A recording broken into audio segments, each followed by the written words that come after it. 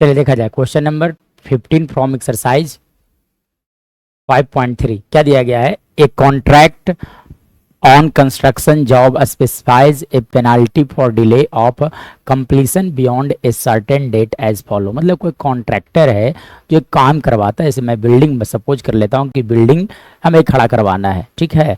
बोला गया है कि अगर एक दिन अगर डिले होता है, सपोज कि कोई अगर टाइम ले लिया 2 मंथ का, है ना, कोई भी अगर कॉन्ट्रैक्टर है उसने टाइम लिया 2 मंथ का, और यानी कि 60 डेज से जैसे ही 61वां दिन होता है या तो 62वां दिन होता है, तो हम लोग उसे जो आपका जो कंस्ट्रक्शन करने के लिए जो मालिक है वो हम लोग को पेनाल्टी देगा। कितना रुपये देगा? पहला दिन भी 200 रुपये देगा, दूसरा दिन भी कितना रुपये देगा? 200 रुपया देगा, ठीक है। इस तरह से दिया गया है ना। बोला गया है कि नहीं, अगले दिन जो देगा वो 250 रुपया देगा। अगर 3 दिन डिले होता तो अगला दिन उसको देना पड़ता 300, ठीक है। देखो ऐसे ही लिखा गया है, delay of completion beyond a certain date as follow. मतलब अगर एक दिन डिले होता है ही विल हैव टू पे 200।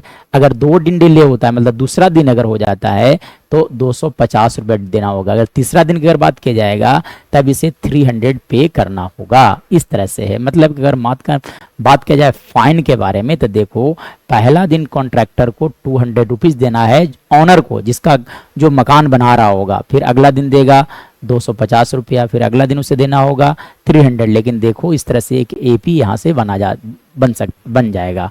चलिए अब बोला गया the penalty for each succeeding day being 50 more than the preceding day. मतलब कि अगला दिन जो होगा, जैसे चौथा दिन की बात किया जाए तो 350 रुपया होगा।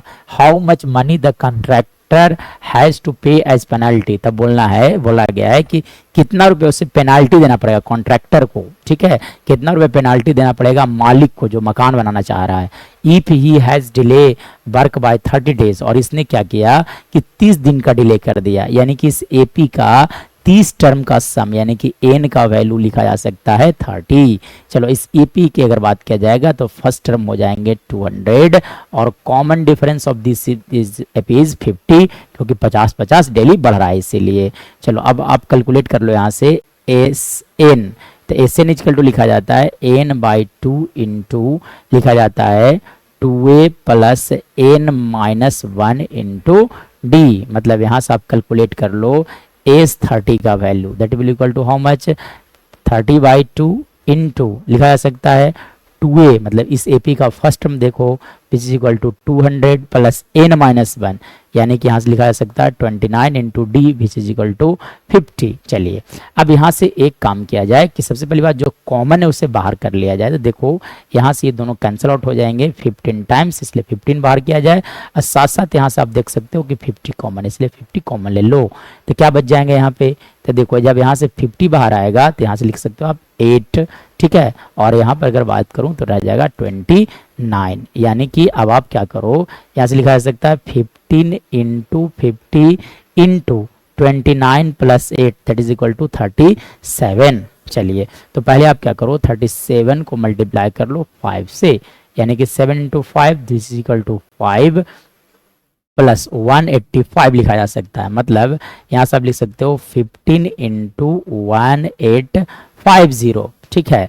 मतलब अब 185 को मल्टीप्लाई कर लो आप 15 से, ठीक है। तो चलो देखो यार डायरेक्ट ऐसे भी मल्टीप्लाई किया जा सकता है। तो देखो जब मल्टीप्लाई करोगे तो क्या लिखा जाएगा? 5 into 5 is equal to 25 carry 2, ठीक है ना। 8 into 5 that is equal to 40 plus 2, यानी कि लिखे जा सकते हैं 42 कैरी 4, फिर 5 plus 4 that is equal to 9, और यहाँ आप लिख सकते हो 185। चलो अब क्या करो, ऐड कर लो। तो यानी कि 5772, यानी कि ओवरऑल बात किया जाएगा तो 27750, यानी कि ही विल हैव टू पे 27,750 as fine. Contractor will have to pay rupees 27,750 as fine.